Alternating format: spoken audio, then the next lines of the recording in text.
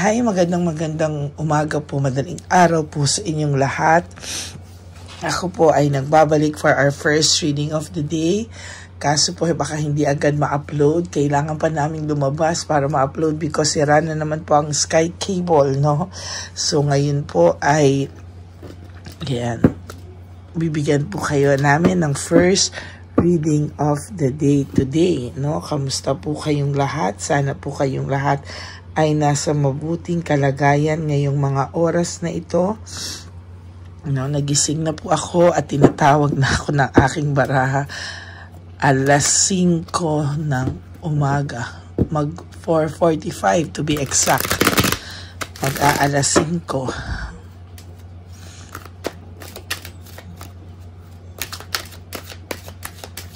Or 45, 15 minutes to go bago mag-alas 5 ng umaga.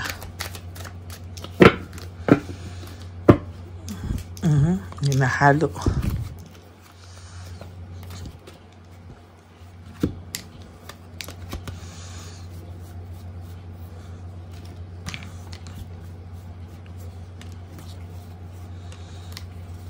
Okay, pili na po tayo ng 10.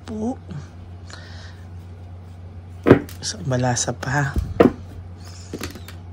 Meron pa rin. Meron pa rin nakakasingit-singit. Ano ba yan?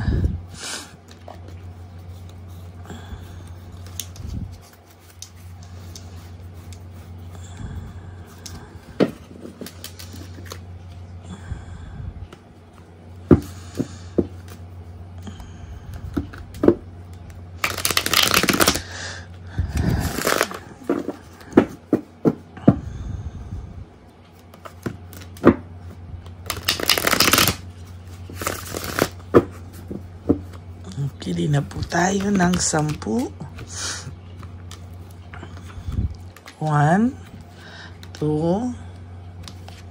3, 4, 5, 6, 7, 8, 9, and 10.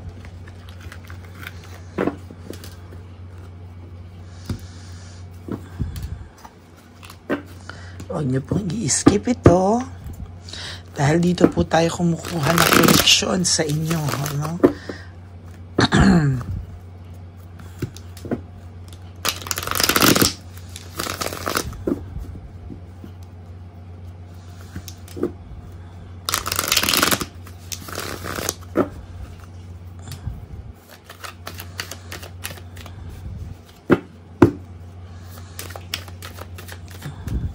Okay, pili na po tayo ng 10.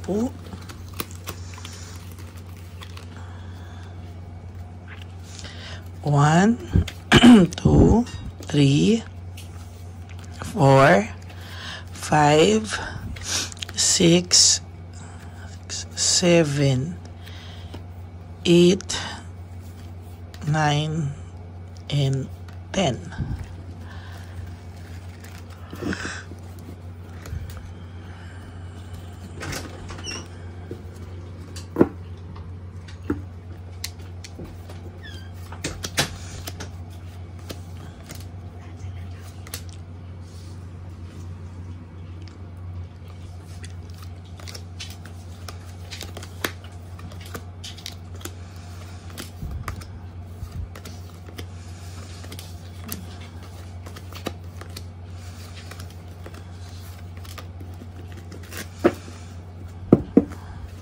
Okay.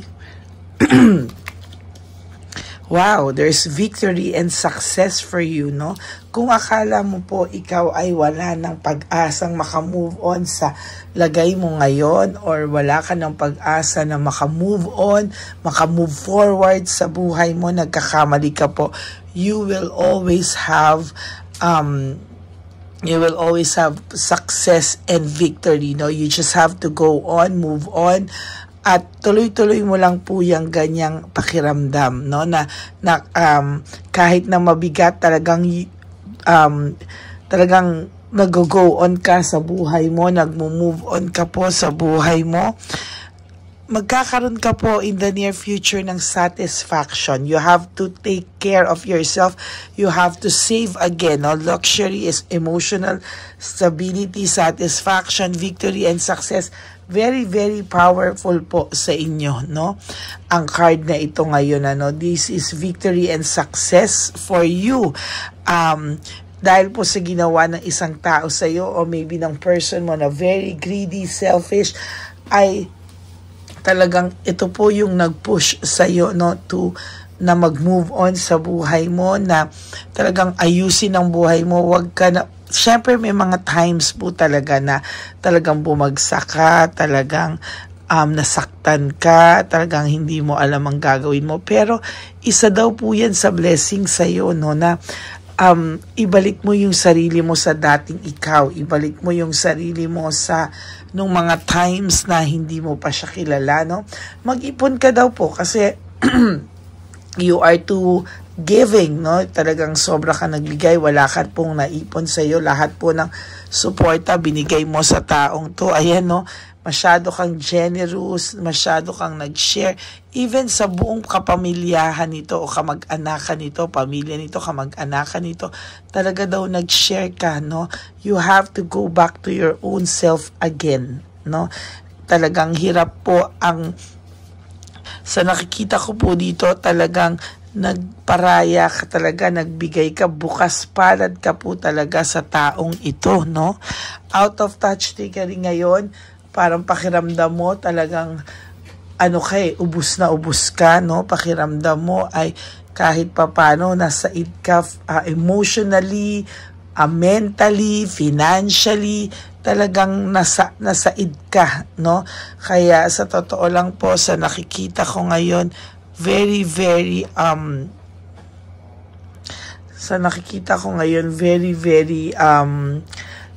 magiging maganda po ang iyong susunod na mga buwan, no? Magiging maayos ka. Talagang sa nakikita ko dito, hindi ka po talaga papabayaan ng Divine Universe, no? Nagkaroon ka man po ng may nakikita po ako dito ng lack of resources, unstable, parang siya po, babalik po sa kanya lahat ng ginawa niya sa iyo. Lalo na po doon sa may mga nakasakit, no? Lalo na po doon sa mga tao na sinayang ka, hindi in-appreciate yung worth mo, yung value mo. Sinasabi ko po sa iyo, there will come a time. Nako, ayan o, sabay na sabay. Lack of resources, unstable. Two different cards with one meaning, magkatabi po sa nabunot ko, no? So talagang nakikita ko, may unstable po ito talaga, at talagang greedy, no? Talagang naging greedy kasi siya, naging makasarili siya. Pwede po rin ako nakakakita dito na pinagpalit ka niya sa tao na akala niya na mas magbibigay sa kanya ng something, na mas magbibigay sa kanya ng magandang buhay, mas magbibigay sa kanya ng maayos, material things, no? Pero napeke po siya, no? Hindi niya po alam na mas peke dahil yung pagmamahal, suporta, pagmamalasakit na binigay mo po sa kanya ay hindi po matatawaran. Loss of inner voice, no? Kahit po ano po ang gawin niya, hindi po siya nakikinig. Kasi sinasabi na po sa kanya ng sarili niya ngayon na mali po yung mga desisyong nagawa niya, pero parang wala na po siyang magawa na lang, no? Pinapanindigan na lang po niya yung mga maling desisyon na nagawa niya, no? Pinapanindigan na lang po niya itong mga nangyayari sa kanya sa ngayon, ano? Go with the flow lang po siya, parang hayaan mo na lang, nangyari na raw ang nangyari, wala na raw siya magagawa. Mahina po ang loob nitong taong to, no? Alam niya rin daw po, naggalit ka na sa kanya, at alam niya po na wala po talaga siyang kahihitnan sa buhay niya ngayon. Pero ang ginagawa na lang po niya is somehow he or she is trying to pretend na he is okay, she is okay. Hindi po siya nagsisisi at naglalabas pa po ito sa mga social media, or pwede pong mga ibang tao yung naglalabas na alam po niya na makikita mo, no? Talagang yan po ang nakikita ko, para daw po ma-disorganize ka, mawalan ka ng balanse, ma-overwhelm ka. Ayan, oh. Marami, confused din po ang taong to. There's chaos, brutality. Talagang sa nakikita ko po, very, very confused din naman po talaga siya, no? Ang taong ito so far is hindi niya po alam kung ano po yung kanyang gagawin, ano? Confused po siya. Alam niya pong sobra kanyang nasaktan. Alam niya, no? Alam niya sa sarili niya na sobra kanyang nasaktan, no? Kahit hindi niya po sabihin sa'yo, kahit hindi po siya mag-sorry sa'yo, alam niya na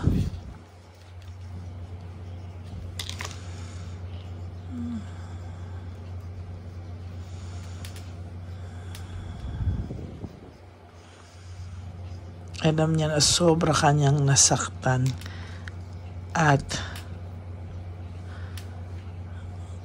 naloko. Alam niya po na sobra kanyang nasaktan at naloko. Tahimik lang siya. Talagang, sa sarili niya, no? Ito pa yung mga nagsalita pa sa ito ng masasakit. Alam niya sobra kanyang nasaktan sa words, sa panloloko niya, sa cheating niya. Alam niya po lahat yan, no? Alam niya po lahat yan. Hindi niya po kasi pinag-isipan ang mga bagay-bagay. Talagang sa nakikita ko dito, talagang malala, no? Hindi niya pinag-isipan ang lahat ng bagay. There is this weakness and manipulation, no? Sa nakikita ko po ay grabe po yung pagmamanipulate na nangyari, no? Kasinungalingan na nangyari. And there is this still lack of commitment, no? Hindi po talaga bonggang-bongga yung sinasabi ko sa iyo, yung relationship, or kung meron itong partner kayo, hindi po 100% ang commitment niya doon because of love, no? Ang nangyayari po dito is somehow ay dahil po sa selfish reason, greediness, no? Greediness po talaga ang namumutawi dito, no? Iniwanan ka po niya, leaving home, making decision for the sake of him or herself, no? Kala niya po mas mapapaayos ang buhay niya, magiging free siya, at masarap daw ang maging free, pero nagkamali po siya. Hindi niya po maintindihan bakit ngayon hindi ka din niya ma-let go, no? Gusto ka na rin naman niyang i-let go. Gusto ka niyang i-let go. Gusto kanyang tanggalin sa isipan niya at mag-move on, pero hindi niya po magawa. Alam niyang sobra kanyang nasaktan at naloko, kaya lagi ka po niyang naiisip. Hindi ka po nawawala sa isipan niya. Pinagpalit ka po niya sa mga makamundong bagay, lust, sex, money, no, material things. Diyan ka po niya pinagpalit, no? Hindi niya po pinag-isipan yung mga bagay na yan. Ngayon, lack of purpose yung buhay niya. Dinadivert na lang po niya, ay meron naman akong ganito, ay meron naman akong ganyan. Pero ang tao po ay hindi magiging masaya kahit kailan sa material na bagay lamang, no? Hindi po siya magiging masaya dyan. There is loss and separation. Lagi niyang naiisip yung loss and separation nyo, yung loss na binigay na pakiramdam sa kanya ng pagkawala mo, at yung separation, yung inyong paghihiwalay. Okay? So that's it. Naiisip niya pa rin po yung inyong paghihiwalay. Naiisip niya na sobra ka nasasaktan. Dala niya pa rin po yung bigat ng pakiramdam niya, no? Ngayong nasaktan ka po nito. Okay, that is your first reading, and I hope na naka-resonate po kayo. Mamaya pa po namin ito maa-upload, no? I-edit and then i-upload po sa labas, kasi sabi ko nga po sa inyo, konting ulan ang Sky Cable ay hindi mo matatawaran, ano? Talagang wala na naman po. Ayan, no? Saglit po, Yan, wala na naman talaga, okay? So, sige po, no? Ito po ay i-upload namin, wag po kayong mag-alala. For those of you who would like to have a private reading with me, you can message me po at Ladyly Elena, that's L-A-D-Y-L-Y, Elena. Nasa dulo po yan ng ating video. Diyan nyo lang po ako makakontakt. That's my only official and legit FB account. And for those of you who would like to give me a super thanks for this video, I would really love and be grateful for that. No? Lalo na po, nag-iipon na po tayo para sa ating One Love a Day Christmas edition for our elderly. No? For our street lolos and lolas.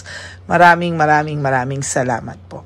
And for thank you for no skipping of ads. Huwag niyo po please skip ang ads. Tulong niyo na po yan sa atin, sa ating channel. No? Ang channel po na ito ay atin. No? Ituring nyo na po na ito ay inyong channel din dahil tayo po ay nakakapagbigay tulong sa pamamagitan din po ng channel na ito. I hope na panood nyo lahat yung mga One Love a Day na sinishare natin dito. Yan po ay para makita nyo kung saan po napupunta ang super thanks, no skipping of ads, etc. Okay? Ano pa po bang bilig? So, please help me reach 20,000 subscribers. No? As of the moment, we are approaching 15,000 subscribers. Sana po ay matulungan nyo pang ating channel. Ikalat nyo po para mas marami pa po tayong matulungan. And of course, to all my Lady Elena, solid and loyal friends, family, and subscribers, I love you all from the bottom of my heart. Maraming salamat po na kahit napakaraming naglalabasan po dyan na mga bagong tarot card readers, ay patuloy nyo pong hinahanap ang aking channel at nagtitiwala po sa aking honest reading. Salamat po. Maraming salamat po.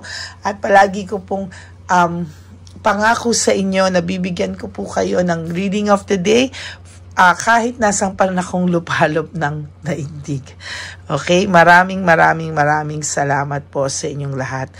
And ang lagi ko pong payo sa inyo is that life is too short. Don't make it shorter by stressing yourself from all the pains and heartaches na binigay sa inyo ng kahapon. Just surrender everything to the divine universe and just let go and let God write your life and love story. I will be back for another set of reading. Huwag po kayong malulungkot. Magbabalik po ako for another set of reading for our second reading of the day. Medyo ano lang po na yung pag-upload natin. At just live one day at a time. Huwag nyo muna pong problemahin lahat, no? Kung birthday nyo, anniversary nyo, Christmas season, Valentine's Day, New Year and Christmas, no? Just live for today. You wake up and do 3 things that will make you happy for today. And ngayon nyo po talaga i-focus sa sarili nyo. Yun lang po, no? Focus on yourself today. You wake up and do 3 things that will make you happy and sleep. Ganon lang po. And tomorrow is another day. Ganon lang po ng ganon. Okay? God bless you everyone. I love you all from the bottom of my heart. And I will all see you again on my next reading for our second reading of the day. But I do hope na panood nyo na po yung first and second reading kahapon bago po kayo lumagtaw or mag-skip, no, at pumunta dito sa first reading of the day natin. Okay? God bless you everyone and I love you all. I will all see you again on my next reading. Bye! Mag-ingat po kayo ngayong araw na to. Salamat po.